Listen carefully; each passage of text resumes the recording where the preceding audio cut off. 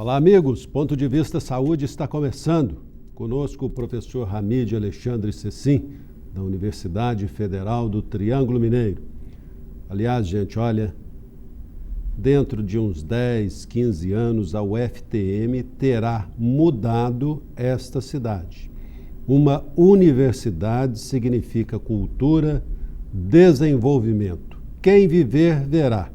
Uberaba será outra a partir do momento em que a UFTM se engrenar de fato, porque nós estamos ainda vivenciando um período de transição de faculdade para o UFTM.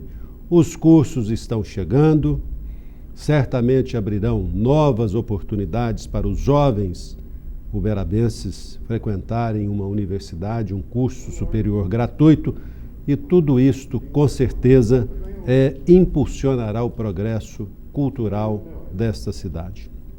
Afora as questões ligadas aí aos avanços tecnológicos, porque uma universidade conta com recursos, ainda que não sejam os suficientes, mas necessários para trabalhos de experimentos, pesquisas e tudo mais. Não é verdade, professor Hamid? É verdade. E espero que isso aconteça dentro das mais rigorosas regras de progresso científico e que não seja apenas um repasse de diplomas. Isso não vai acontecer realmente, mas que a universidade ela tem que ter produção de saber, só que esse saber ele tem que ter uma aplicação na prática. Esse é o problema, né? Quer dizer, o conhecimento que gere alguma coisa na prática. Pois é, neste campo, inclusive a UFTM e a Prefeitura estão negociando aí com o governo federal para a criação do Centro Olímpico lá na Universidade. Não é simplesmente aquela quadra existente lá na Universidade, mas realmente um Centro Olímpico, porque será desenvolvido pela UFTM um projeto olímpico, um projeto para a descoberta de novos valores no campo esportivo em Uberaba, em todas as modalidades. A Secretaria de Esportes está conduzindo esse projeto junto com a UFTM e, com certeza, a partir do ano que vem, isso começará a ganhar forma. Uberaba hoje é carente desta formação ou de condições para a formação de novos atletas. E com o projeto olímpico, já visando as Olimpíadas, inclusive, que serão disputadas no Brasil, esse projeto estará em curso e, com certeza, não vamos dizer que para a próxima Olimpíada, mas para o futuro, Uberaba estará revelando novos valores no campo esportivo. Professor, vamos falar um pouquinho aqui sobre medicina, que é o que interessa mais diretamente ao nosso telespectador nesta quinta-feira. Algumas clínicas, professor, estão dizendo que a vacina tríplice aplicada em postos de saúde não tem a mesma qualidade da vacina disponível na iniciativa privada. Que essa vacina tríplice aplicada pelas unidades mantidas pelo poder público tem um componente que pode provocar convulsão e até a morte de criança, em casos esporádicos, é claro. Isso tem algum fundamento, professor? Olha, desde que a vacina foi liberada pela Anvisa para utilização em público, ela deve obedecer a todas as regras, né, de não periculosidade. E todas as vacinas elas têm um componente estabilizador e às vezes até para reforçar o poder imunogênico. Como aconteceu, por exemplo, na vacina contra a gripe suína. Fala não, tem mercúrio, tem isso aí pode matar. Só que a dose é tão ínfima, é só para aumentar um pouco o poder antigênico da vacina. Agora, eu acho difícil essa formação, porque quem fornece vacina para o governo é o Instituto Butantan, que é um instituto de alta respeitabilidade científica, e não acredito que isso possa ser verdade. Agora, eu não sei se é a tríplice viral ou a tríplice bacteriana. A viral. Ou a dupla. A viral. A viral, eu não sei se ela é fabricada no Brasil, mas provavelmente o é, né?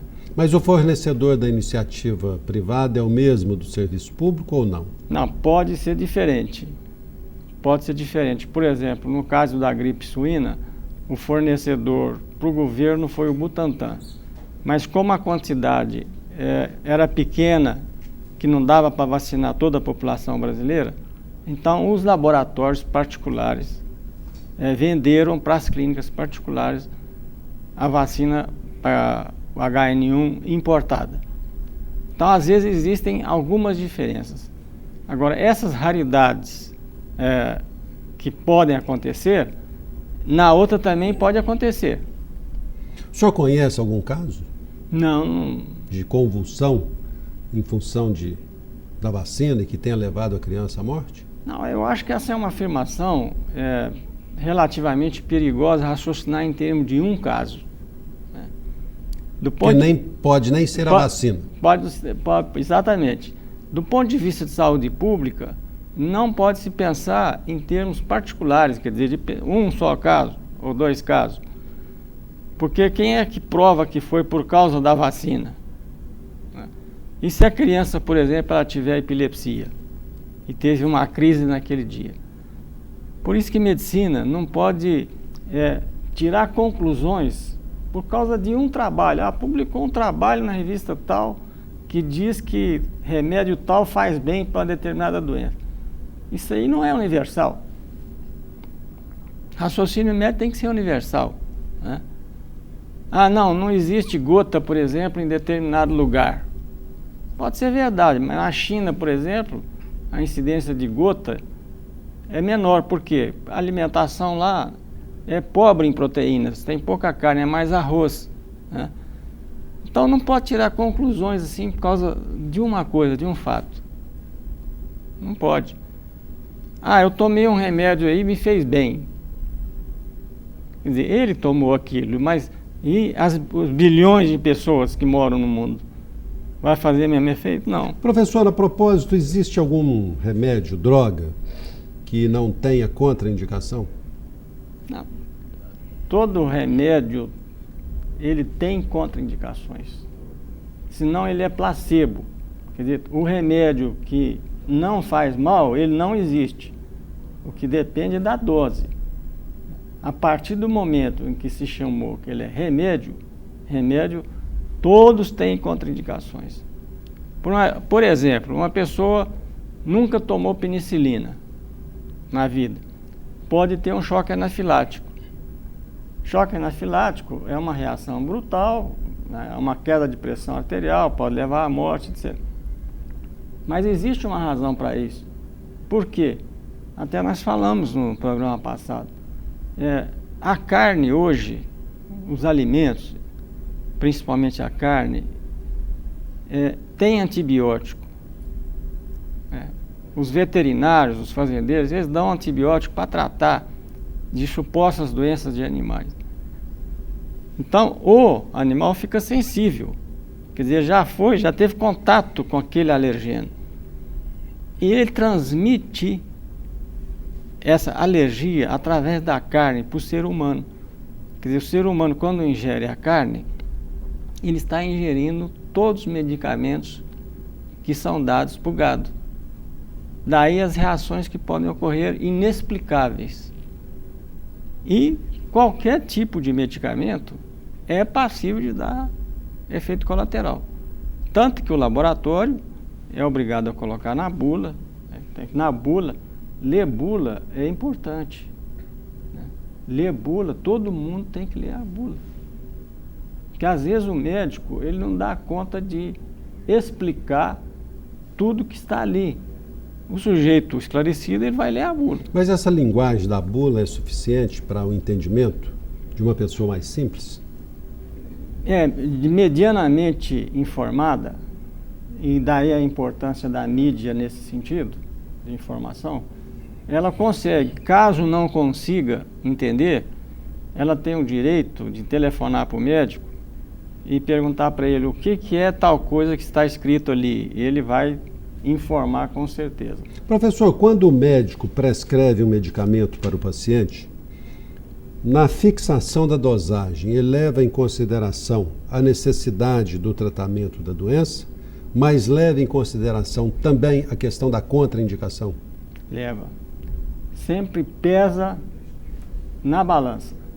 Agora, uma contraindicação relativa, aí que está a coisa, a importância.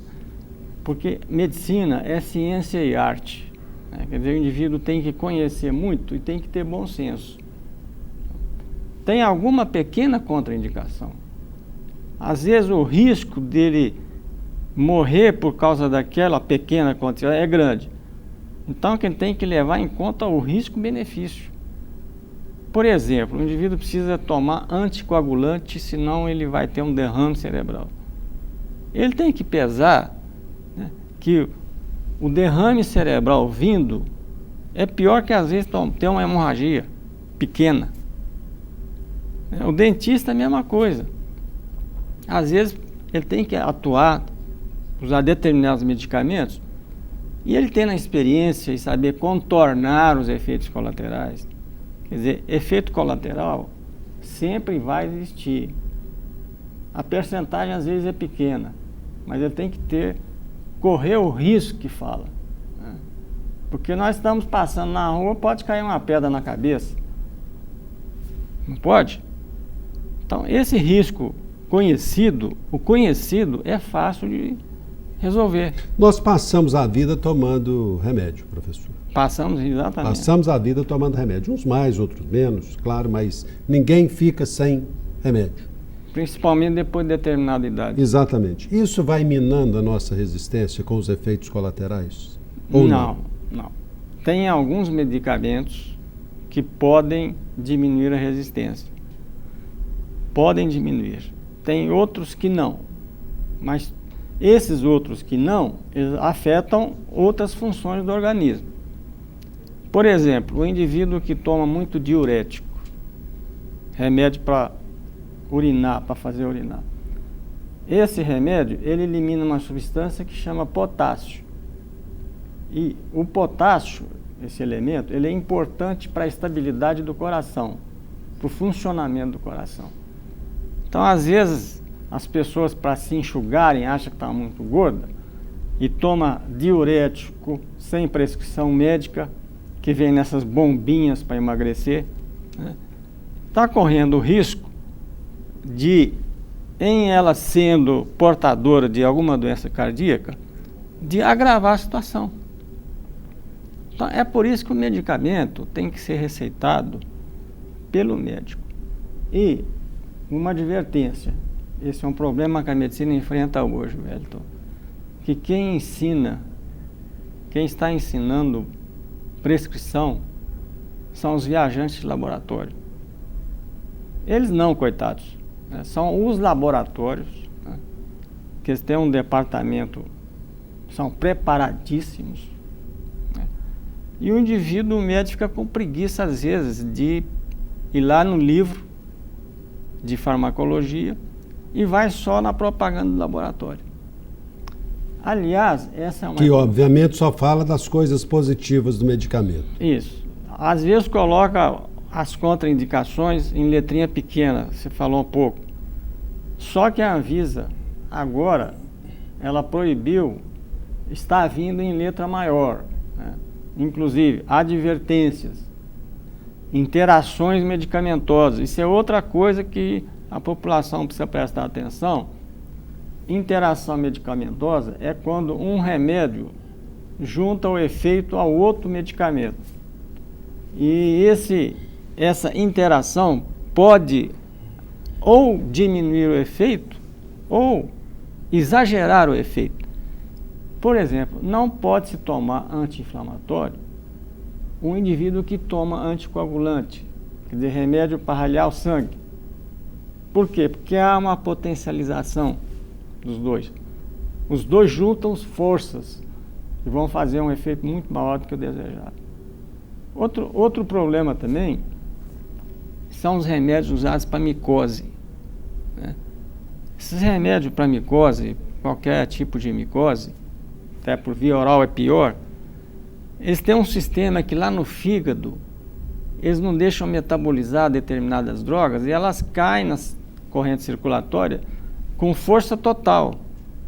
Então o médico precisa conhecer ali a farmacologia do medicamento. Então, voltando atrás, o médico tem que estudar o remédio primeiro, né, por órgãos ou vias e sentas da propaganda da indústria farmacêutica. E aí é o livro. Né? É o livro de farmacologia. Essa matéria é dada no 3º ano de medicina, 4º ano. É muito difícil. E quando o médico não consegue durante o curso, ele teria que ir no livro de farmacologia primeiro para saber a verdade. Que o livro de farmacologia ali é coisa séria, ele não é tendencioso. Ou procurar artigos também sobre drogas nas revistas científicas. Mas revista científica indexada, quer dizer, séria. E os médicos sabem.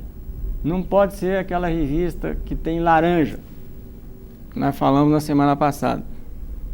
O sujeito assina, né? Ganha para assinar. Geralmente é um nome de projeção, né, na medicina, e todo mundo, ao ver aquilo, acredita na honestidade, entre aspas, do indivíduo. E teve uma jornalista médica do New York Times, chamada Márcia Angel. Ela escreveu um livro sobre isso, o perigo que está por trás dos medicamentos. E ela teve muita coragem de enfrentar o lobby da indústria farmacêutica. Ela é médica, jornalista do New York Times, que, por sinal, não aceita qualquer um lá, né? E foi professora de Harvard. Professora. E foi editora do New England, essa revista que nós citamos aqui. Ela é editora, ela que selecionava quais os artigos que tinham fantasmas, né, laranja ou não. E ela foi perseguida por causa disso. Mas é uma mulher de muita coragem. De né? fibra. Nós vamos a um rápido intervalo e voltaremos em instantes. Agora, essa picaretagem aí não está no ar, Mas não, tem um né? mosquito aqui que está enchendo o saco. Né? Mas não é de hoje, não. Tá aqui desde ontem. Nossa senhora, o que é isso? Aí pra ver se eu acerto. Ah, você vai acertar a nossa testa aqui. Sobre regeneração de cartilagem. Tem um cara aqui, não pode falar, né? Eu tô carinho Que da tá morte, injetando um tá bom. remédio aí, Da universidade aqui. 14 mil reais ou 7 Tem mil. achou o Sérgio Ramos Diz que é e o... para regenerar artrose, ligamento, esse negócio. Ué, Oi? achou o Sérgio Ramos e o Tainara. Ah, tá bom. Vamos botar no encerramento. Aí, Põe o publi e ainda põe ele no encerramento. Aí deixa o público, o encerramento. O deputado apresentou no Congresso lá a proposta para o médico fazer essa a parte. prova. Pode ser isso aí, velho? Pois é. Oi? Oi? Pode ser isso aí? Pode, tranquilo. A proposta no... Dá para falar que eu tenho que sair um pouquinho antes? Último bloco. Não, mas vai, tem que precisar falar, não. Nós vamos Porque aí libera o doutor Ramiro. botar a música aqui no finalzinho. Agora ele sumiu. A hora que fala assim, tá no ar, eu não esqueço. É. O que o senhor estava dizendo? Não, o negócio desse tratamento de artrose tem muita picaretagem. O sujeito gasta dinheiro para chuchu. É uma operação de menisco. Até a Veja trouxe Que é vídeo e áudio. reportagem feita pelo Einstein também, não está certo, que não deve operar menisco. Porque a turma aí, qualquer coisa, quer meter pau no menisco, né? Tirar menisco. Nós estamos de volta, nós estamos conversando aqui com o professor Hamid Alexandre Cecim, que é consultor do programa Ponto de Vista Saúde, Ponto de Vista Medicina, e estamos aqui tentando transmitir algumas informações que podem ser úteis para você que está nos acompanhando. Professor, esta semana a Ordem dos Advogados do Brasil pediu que fosse acelerado o julgamento aí de um advogado, o Quaresma, que é o defensor do ex-goleiro Bruno, julgamento do ponto de vista do Código de Ética dos advogados, porque o advogado Quaresma se confessou usuário de crack. O senhor acha que a dependência química é motivo para uma entidade, um organismo, um segmento profissional submeter essa pessoa ao código de ética? Essa pessoa precisa ser punida ou ser tratada? Primeiro, eu acho que tem que ser tratada. Agora, é preciso ver se as consequências, né, das decisões tomadas por essa pessoa, né, se o raciocínio dele, se a capacidade mental dele não vai atrapalhar a defesa ou a acusação do réu. Eu acho, na minha opinião pessoal, não sabendo dimensionar a quantidade e a intensidade da doença, que realmente é uma situação que precisa ser analisada, né? Porque existe alteração da capacidade mental, do raciocínio, isso está provado cientificamente dos usuários de droga, né? Senão eles não fariam o que estão fazendo por aí. Mas o julgamento também não poderia ser só pelos pares dessa situação, porque advogado não entende nada de medicina. Não. Em tese, né? Ou não tem qualificação para isso. Aí tem que ter um Precisaria perito, se recorrer a perícia médica. à classe médica para determinar o grau de envolvimento do rapaz com as drogas e se isso estaria atrapalhando as suas atividades. Não, isso aí eu acho que o juiz aí, no caso, e isso acontece, ele designa um perito para falar por ele, né? E o perito aí, e não pode ser qualquer médico também não, geralmente tem que ser um indivíduo psiquiatra, né? Ou até psiquiatra forense. Professor, existe alguém com notório saber incapaz de ser contestado por alguém na sua tese sobre uma determinada situação? Por exemplo, na medicina, existe alguém que tenha a capacidade da palavra final incontestável sobre alguma coisa? Existe. Existe sim. Sempre tem alguém que sabe mais do que a gente. Inclusive, quando o indivíduo defende uma tese, ele é examinado por uma banca, tá, de 5 professores e ele é colocado na parede. E ele tem que ter argumentos lógicos para sustentar aquilo que ele conseguiu fazer, quer dizer, a tese dele. Por isso que tem hipótese e tese, né? A tese tem que ser defendida. E quem é especialista em argumentos, né, já falamos aqui, é o filósofo.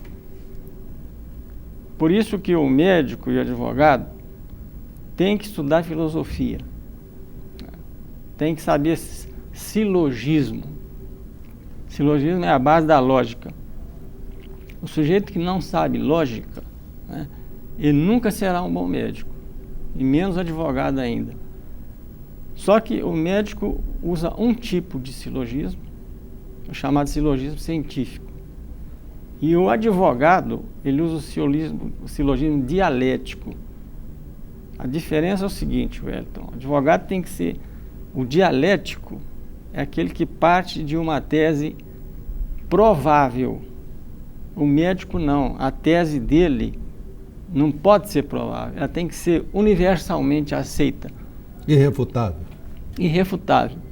Como, por exemplo, todo homem morre.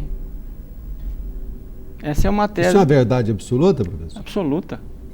Você já viu alguém ficar 200 mil anos? Então, essa é uma tese. O sol brilha. Essa é uma tese irrefutável. Então, a medicina parte dessas teses. E começou com elas. Só a medicina é não sei o quê. Não, medicina usa a lógica do silogismo. É por isso que tem erros de diagnóstico. Professor, eu não saberia dizer se é hipótese ou se é tese. O senhor vai nos esclarecer. Existe algum tratamento de artrose ou contra a artrose que leva à regeneração da cartilagem? Olha, não... Porque existem alguns produtos, entre aspas, milagrosos, que são vendidos em farmácias com este anúncio de que regenera a cartilagem. Aí temos que voltar ao que é tese. Tese é um estudo Primeiro, ele tem que ser prospectivo. O que é isso? Prospectivo quer dizer, ele começou hoje. A partir de agora, ele tem que ter um protocolo de segmento. Entendeu? Com um mapa de viagem, o Google. Ele tem que ter um segmento. Ele não pode ser baseado em ficha de hospital.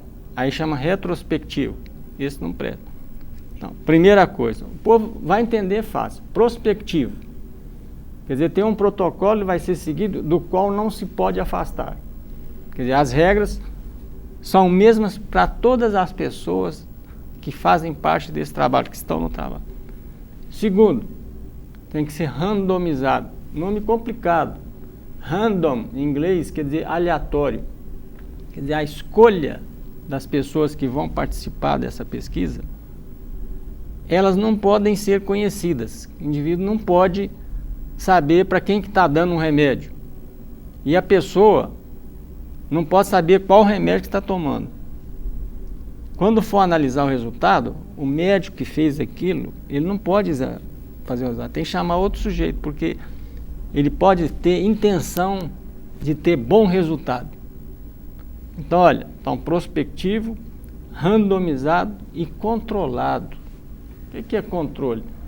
Ele tem que usar um grupo para comparar. Esse grupo tem que ter o mesmo peso, a mesma idade, a mesma altura e até, se possível, a mesma raça. Não adianta, por exemplo, você misturar pesquisa em determinadas situações de indivíduos brancos, usar uma amostra só de branco e depois usar uma amostra de outra cor. Por exemplo, os pardos. Ou usar japonês, comparar com árabe, por exemplo. Então tem que ser igual. A partir daí, tirar conclusões. Se o resultado desse grupo que eu estou usando coisa para cartilagem, né, foi melhor do que o outro grupo que usou um placebo. Né? Então o indivíduo não pode pegar aí 50 pessoas e começar a usar uma técnica, qualquer que seja, e tirar conclusões, porque há uma tendenciosidade de achar que você faz, que dá resultado que é bom. E tem o lado do paciente. Se você dá um placebo para ele, qualquer remedinho, água com farinha, ele acha que está tomando remédio, ele acha que ficou bom. Quer dizer, isso vai falsear o resultado. Então, por isso tem que ser comparativo. Então, nesse problema de artrose, que é a doença mais prevalente no país, né? A artrose de coluna, por exemplo, é a segunda causa de afastamento da Previdência Social. Aposenta. Então, essas técnicas que eles falam que regenera a cartilagem não tem nenhum fundamento científico comprovado ainda. Por exemplo, na Escola Paulista de Medicina, Departamento de Medicina de Esporte, porque a artrose dá muito em jogador de futebol, né?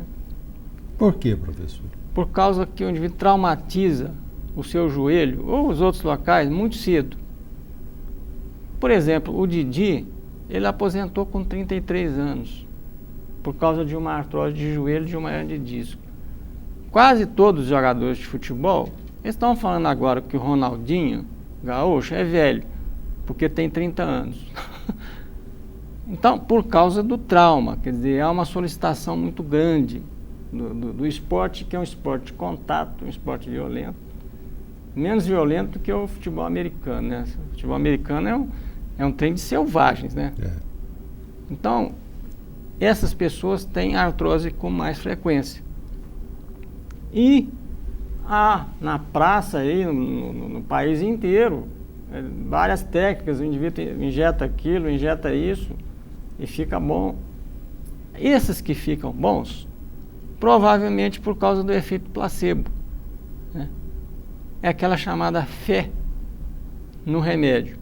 Não, eu tenho fé nisso. Particularmente é um pensamento, não acredito em milagre no contexto da medicina. Quer dizer, fé não, tem que ser prova, né? Vacina, por exemplo. Vacina, pode ter fé em vacina, porque vacina resolveu o problema da humanidade. Qual é a maior prova? Não existe varíola mais no mundo. Varíola matou milhões e milhões de pessoas. O que resolveu? Foi vacina, não foi placebo. Antibióticos.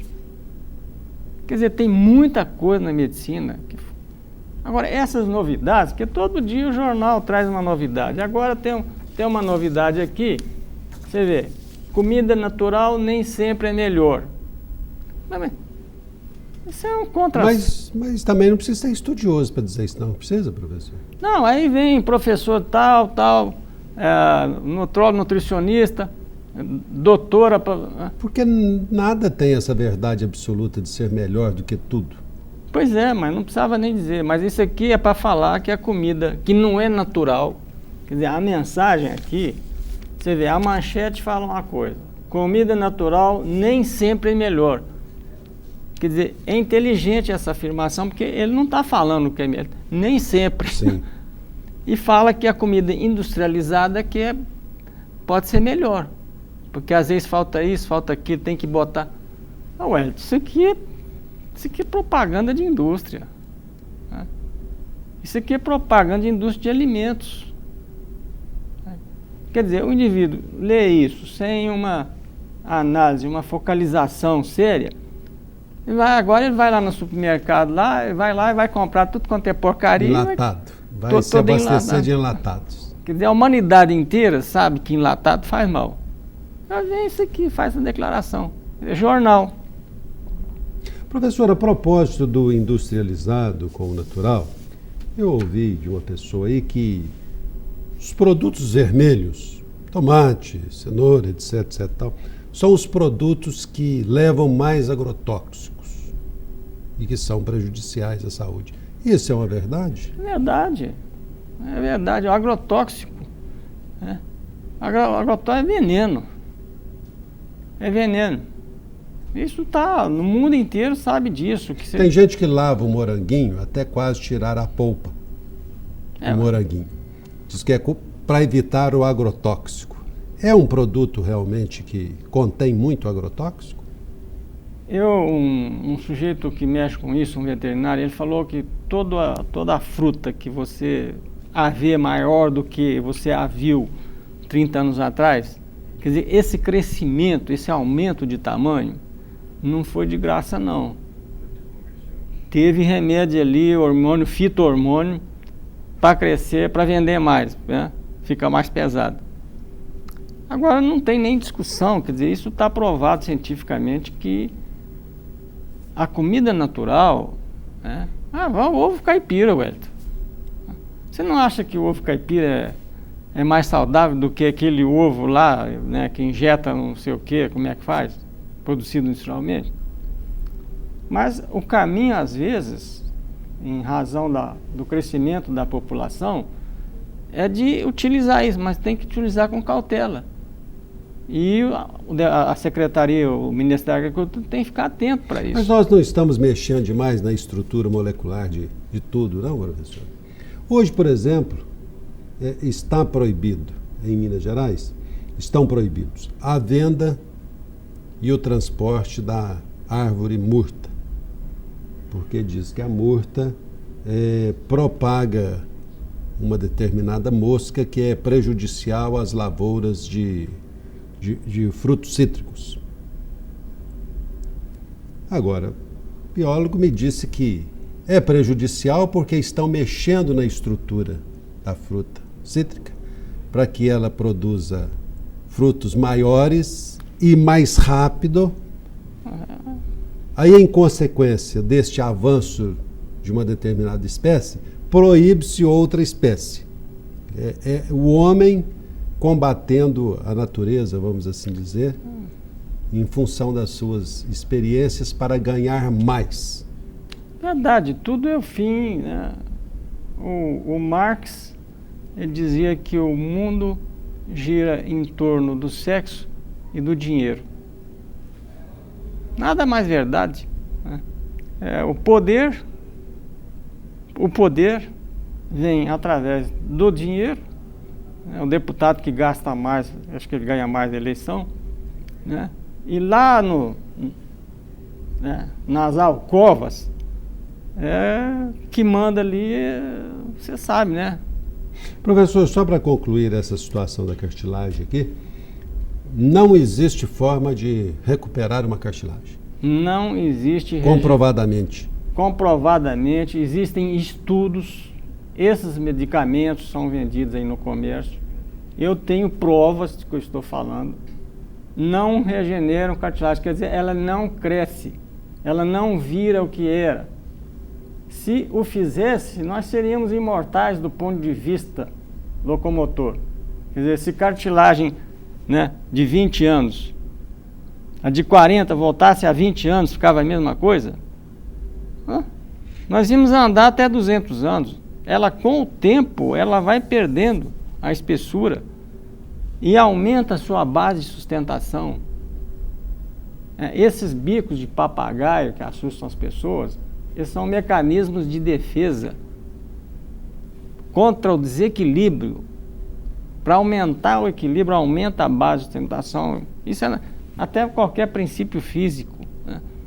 Por exemplo, tirar menisco, operação de menisco. Agora, o último congresso brasileiro de ortopedia, nem de reumato, não retira-se menisco degenerativo, quer dizer, aquele menisco de velho que está degenerado, quer dizer, está destruído, está envelhecido, não se faz cirurgia de menisco. E para que serve o menisco, professor? Ele é um amortecedor, ele fica entre os dois ossos ali, ó, entre a tíbia e o fêmur, para amortecer os impactos. A indicação de cirurgia de menisco é quando tem hemorragia no indivíduo novo, no jogador de futebol, né? Aquele processo... Que é muito difícil hoje um jogador se operar de menisco, né? Hoje, quer dizer que nem jogador não opera. Então, imagina um sujeito com 60 anos aí querendo operar de menisco. O que tem que se fazer, em caso de artrose de joelho, o conselho que eu dou, é não engordar, não usar salto alto. Não é duro, difícil tirar da cabeça da pessoa que salto alto faz mal. Então, esse salto alto, sapato apertado, isso é que leva a esses problemas, né, de instabilidade no joelho e em outras articulações. Agora, tem um remedinho milagroso aí, ou injeção que você injeta ali, não existe. Vai regenerar. Qual é a prova? O indivíduo tem que ter prova. Outra coisa, esse tipo de experiência chama experiência em anima nobile, quer dizer, no ser humano. Isso só pode ser feito com a aprovação de um comitê de ética, porque não pode se fazer experiência em ser humano. O comitê de ética da universidade ou do serviço tem que aprovar essa pesquisa, né? Pesquisa em anima nobile, do latim, quer dizer, em alma nobre, não é animal. Tem que ter aprovação do comitê. Senão corre o risco, inclusive, de processo ético. Então esse negócio de falar, estou fazendo pesquisa, né? Você vai contar quantas casas tem um bairro, está fazendo pesquisa. Pesquisa é outra coisa. né? Professor, o idoso cai porque quebra a perna ou quebra a perna porque cai? Ambas situações. Ele pode quebrar, inclusive, a perna sem cair. Só às vezes de dar uma virada, né? Só uma viradinha, ela estando fraca, a ação de forças irregulares, elas quebram o osso. E atenção agora, contribuição para a saúde pública para os idosos. Cuidem da casa do idoso. Tapete no chão é um veneno. Tirar o tapete. A maior prevalência de fratura é no banheiro. Onde você escorrega. Tem que colocar o que no banheiro? Colocar barras laterais para o indivíduo segurar. Tapete tem que ser aquele que gruda, né? Tem um tapete especial. quando for sair do banheiro, tem que colocar um sapato que também não escorrega, ou enxugar. À noite tem que ter iluminação, né? Porque às vezes, por questão de economia, pessoa de idade não acende luz. E ela pode tropeçar em qualquer coisa, cair e ter o problema ali, né? Escada é outro problema. Então, outra coisa aí, existe a casa do idoso. Tem um projeto específico para isso. É tomar sol 15 minutos por dia. Não vai dar câncer, não. Já discutimos aqui com o dermatologista, o sol tem que ser 5 minutos. Já tivemos uma discussão, as outras sociedades que 15 minutos sol antes das 9 da manhã não dá câncer coisa nenhuma de pele. Nem também porque não vai se queimar ali para ficar bonito, para pegar bronzeamento. Então, todos esses cuidados, né, sapato, tapete, o piso, que não pode ser escorregadio, isso faz com que o país ganhe uma fortuna, porque o que se gasta em internação, em prótese, e por falar em prótese agora, o novo Código de Ética proíbe que o médico fala, eu quero essa prótese. Ele tem que oferecer 3 ou 4 tipos. Aí o indivíduo escolhe. Agora, tem alguns casos, faça-se justiça, né? Precisa haver uma discussão, porque às vezes o preço é muito caro.